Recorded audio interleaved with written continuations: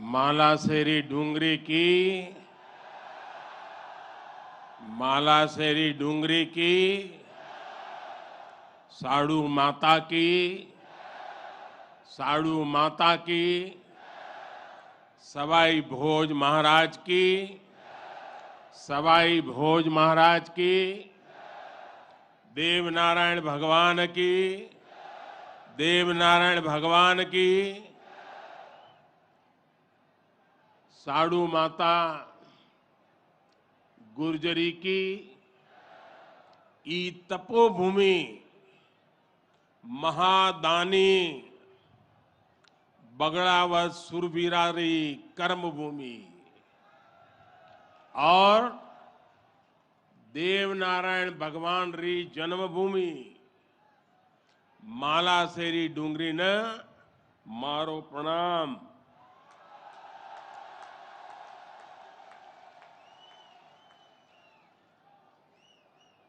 श्री हेमराज जी गुजर, श्री सुरेश दास जी, दीपक पाटिल जी, राम प्रसाद दाबाई जी, अर्जुन मेघवाल जी, सुभाष बहेड़िया जी और देश भर से पधारे मेरे प्यारे भाइयों और बहनों,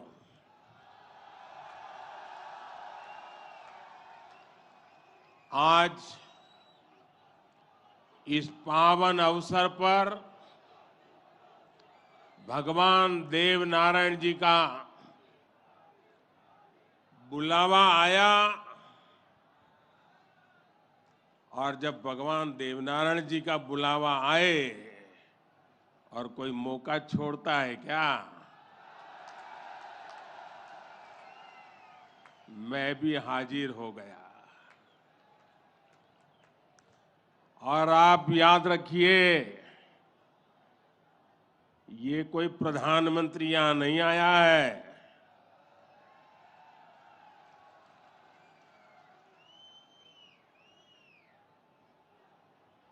मैं पूरे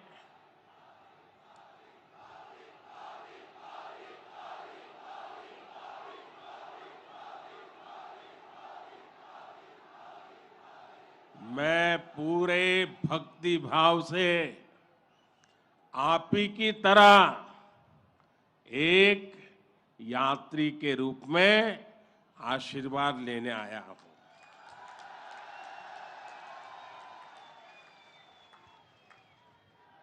अभी मुझे यज्ञशाला में पूर्णाहुति देने का भी सौभाग्य मिला। मेरे लिए ये भी सौभाग्य का विषय है कि मुझ जैसे एक सामान्य व्यक्ति को आज आपके बीच आकर के भगवान देवनारायण जी का और उनके सभी भक्तों का आशीर्वाद प्राप्त करने का ये पुण्य प्राप्त हुआ है। भगवान देवनारायण और जनता जनार्दन दोनों के दर्शन करके मैं आज धन्य हो गया हूं।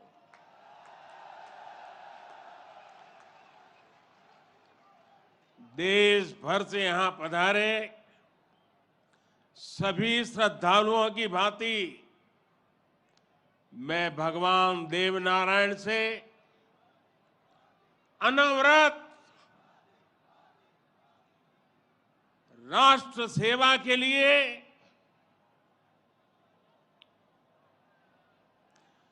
गरीबों के कल्याण के लिए आशीर्वाद मांगने आया हूं।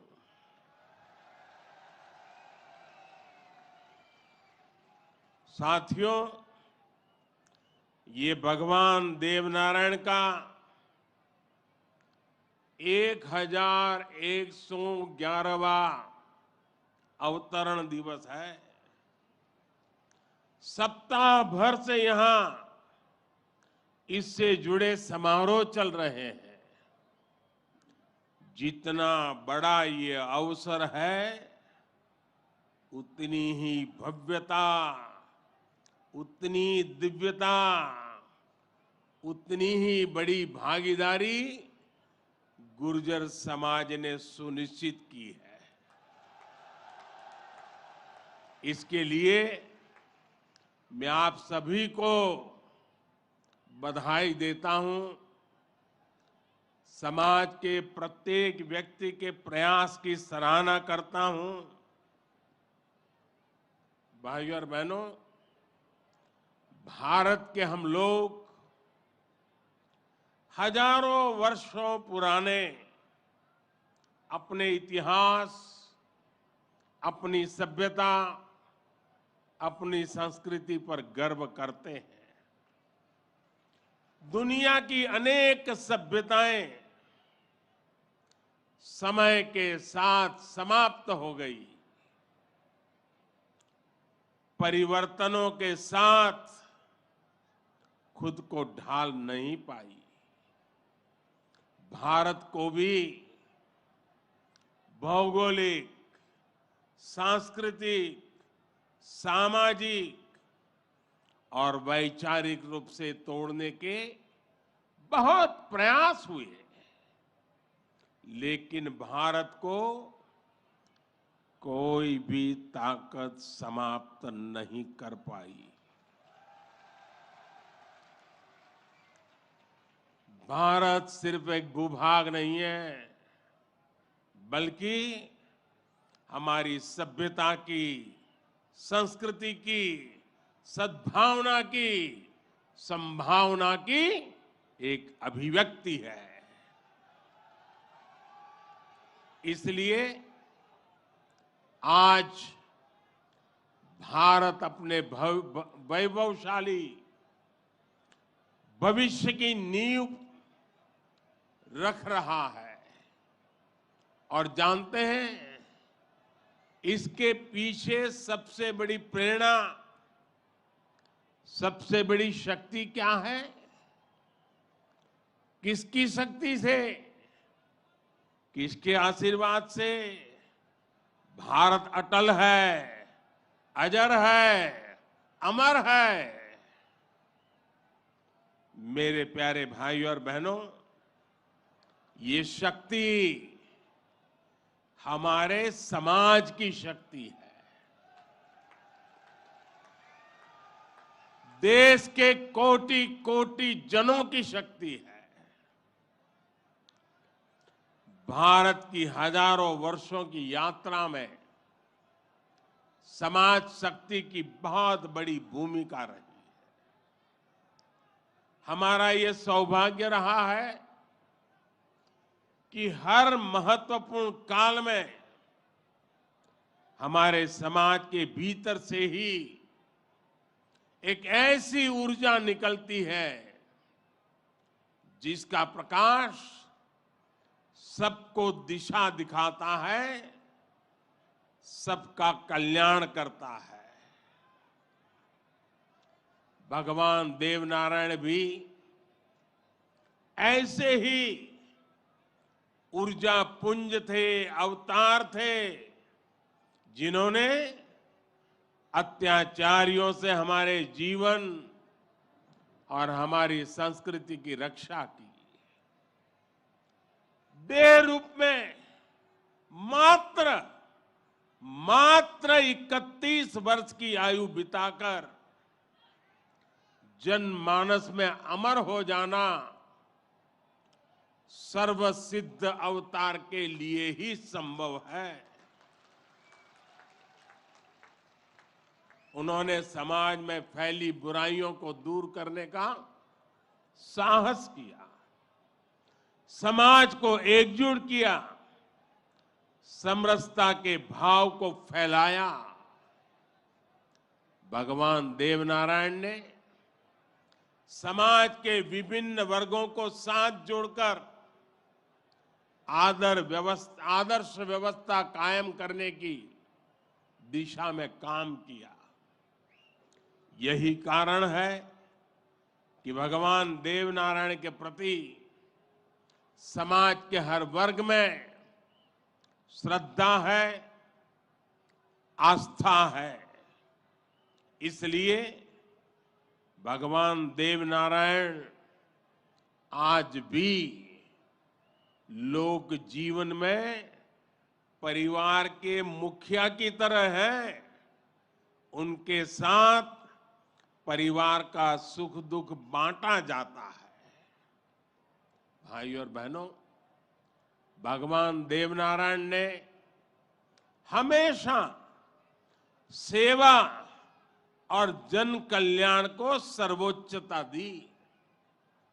यही सीख, यही प्रेरणा लेकर हर श्रद्धालु यहां से जाता है। जिस परिवार से वे आते थे, वहां उनके लिए कोई कमी नहीं थी, लेकिन सुख सुविधा के बजाय उन्होंने सेवा और जन कल्याण का कठिन मार्ग चुना। अपनी ऊर्जा का उपयोग भी उन्होंने प्राणी मात्र के कल्याण के लिए किया। भाइयों और बहनों, भला जी भला, देव भला।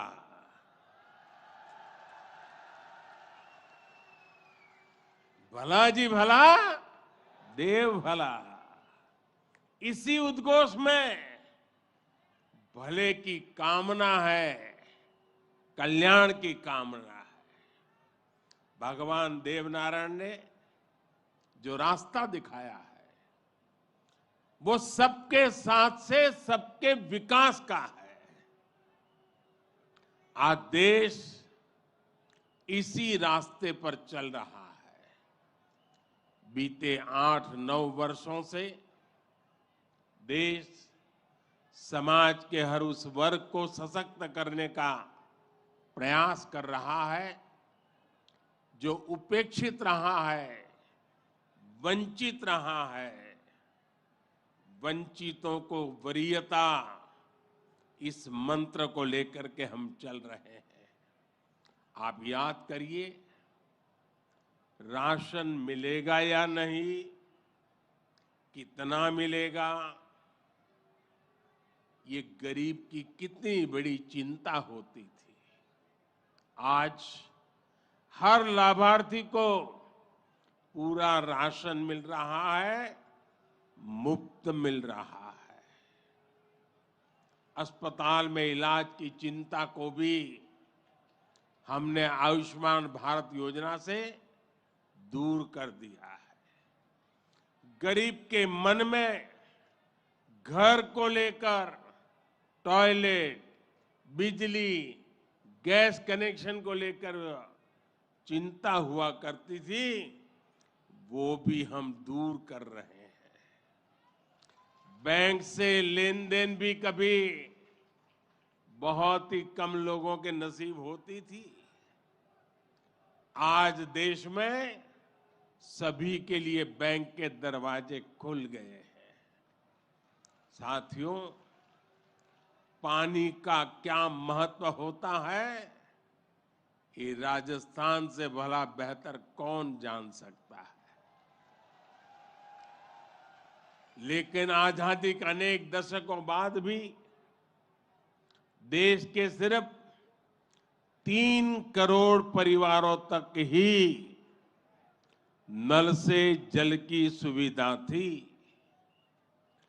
16 करोड़ से ज्यादा ग्रामीण परिवारों को पानी के लिए संघर्ष करना पड़ता था।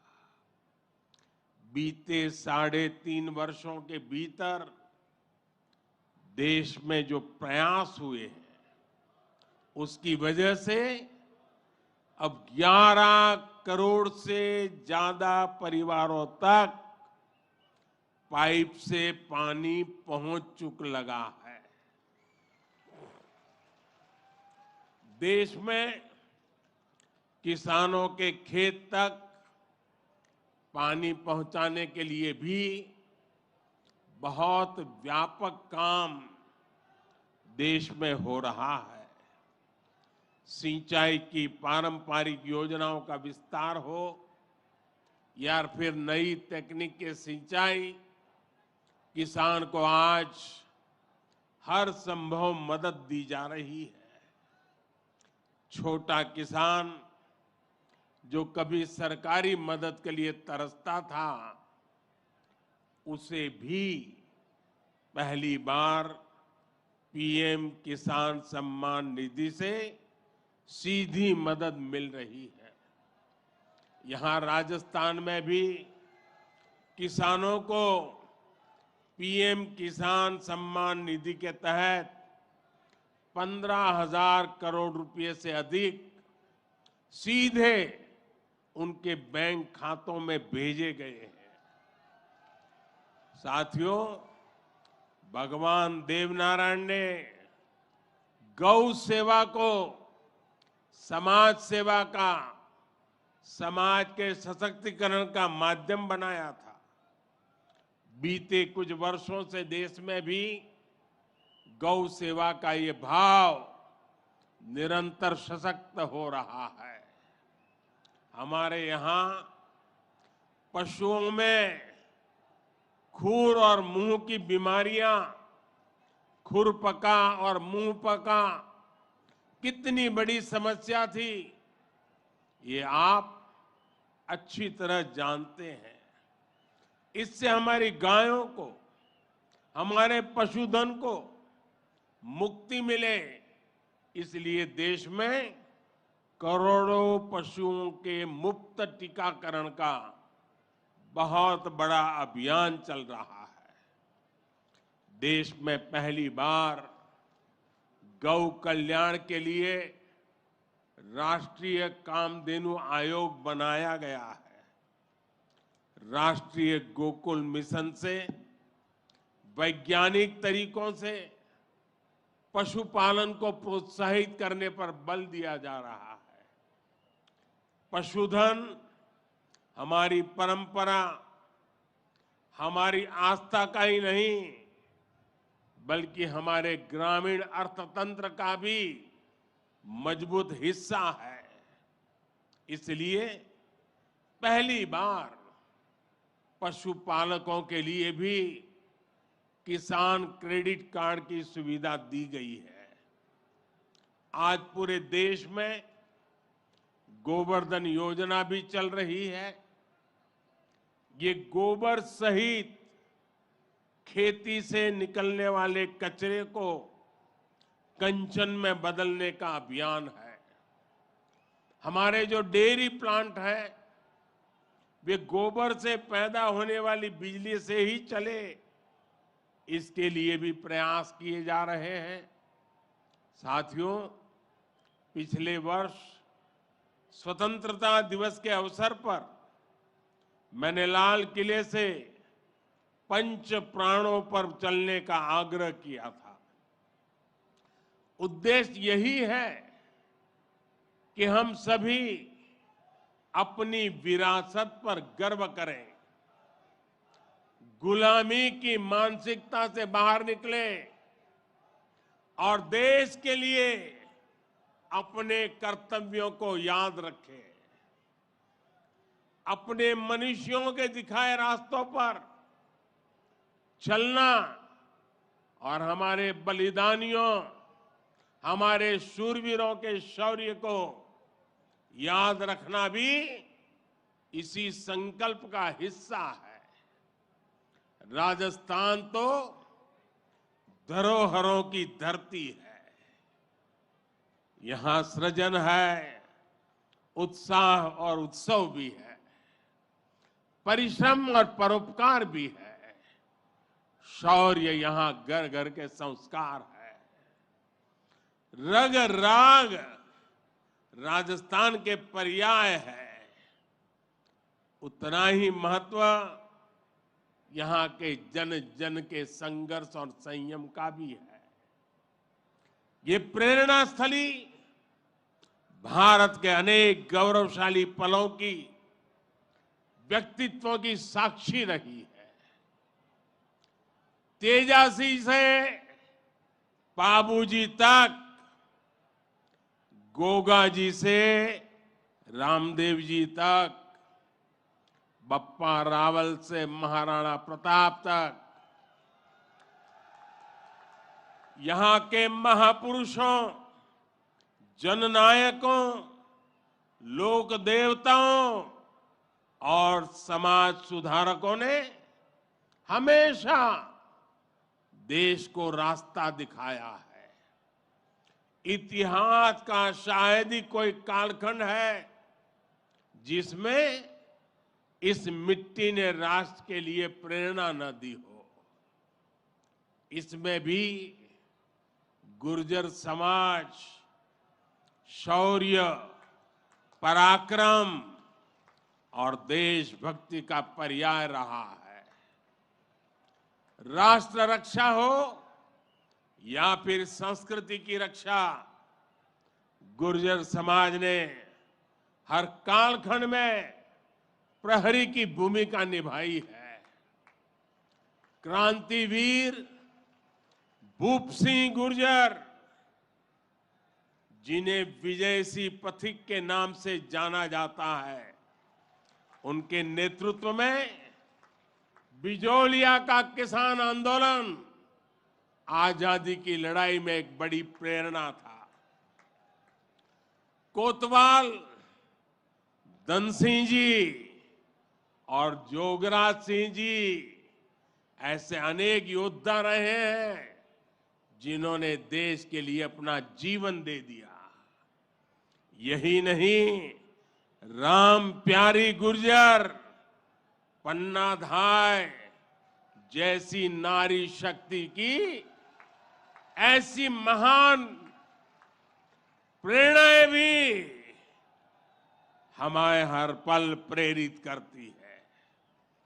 ये दिखाता है कि गुर्जर समाज की बहनों ने, गुर्जर समाज की बेटियों ने कितना बड़ा योगदान देश और संस्कृति की सेवा में दिया है। और ये परंपरा आज भी निरंतर समृद्ध हो रही है।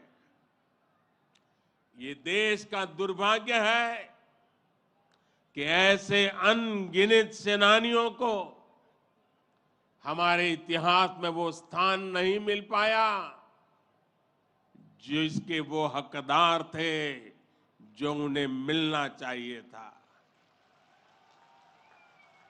लेकिन आज का भारत, नया भारत, बीते दशकों में हुई उन भूलों को भी सुधार रहा है। अब भारत की संस्कृति और स्वतंत्रता की रक्षा के लिए भारत के विकास में जिसका भी योगदान रहा है, उसे सामने लाया जा रहा है। साथियों, आज ये भी बहुत जरूरी है कि हमारे गुर्जर समाज की जो नई पीढ़ी है, जो युवा है, वो भगवान देव नारायण के संदेशों को, उनकी शिक्षाओं को और मजबूती से आगे बढ़ाएं। ये गुर्जर समाज को भी सशक्त करेगा और देश को भी आगे बढ़ाने में इससे मदद मिलेगी। साथियों, 21वीं सदी का ये कालखंड भारत के विकास के लिए, राजस्थान के विकास के लिए बहुत अहम है। हमें एकजुट होकर देश के विकास के लिए काम करना है। आज पूरी दुनिया भारत की ओर बहुत उम्मीदों से देख रही है। भारत ने जिस तरह पूरी दुनिया को अपना सामर्थ्य दिखाया है, अपना दमखम दिखाया है, उसने शूरवीरों की इस धरती का भी गौरव बढ़ाया है। आज भारत दुनिया के हर बड़े मंच पर अपनी बात डंके की चोट पर कहता है, आज भारत दूसरे देशों पर अपनी निर्भरता कम कर रहा है। इसलिए ऐसी हर बात जो हम देशवासियों की एकता के खिलाफ है, उससे हमें दूर रहना है। हमें अपने संकल्पों को सिद्ध कर दुनिया की उम्मीदों पर खरा उतरना है। मुझे पूरा विश्वास है कि भगवान देव नारायण जी के आशीर्वाद से हम सब जरूर सफल होंगे। हम कड़ा परिश्रम करेंगे, सब मिलकर के करेंगे। सबके प्रयास से सिद्धि प्राप्त होके रहेगी। और ये भी देखिए कैसा संयोग है, भगवान देवनारायण जी का 1111वां अवतरण वर्ष। उसी समय भारत की G20 की अध्यक्षता, और उसमें भी भगवान देवनारायण का अवतरण कमल पर हुआ था।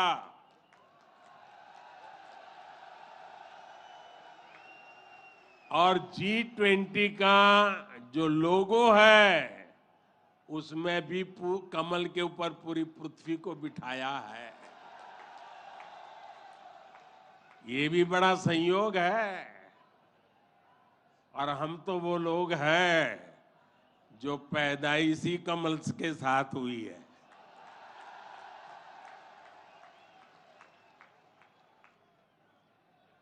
और इसलिए हमारा आपका नाता कुछ गहरा है।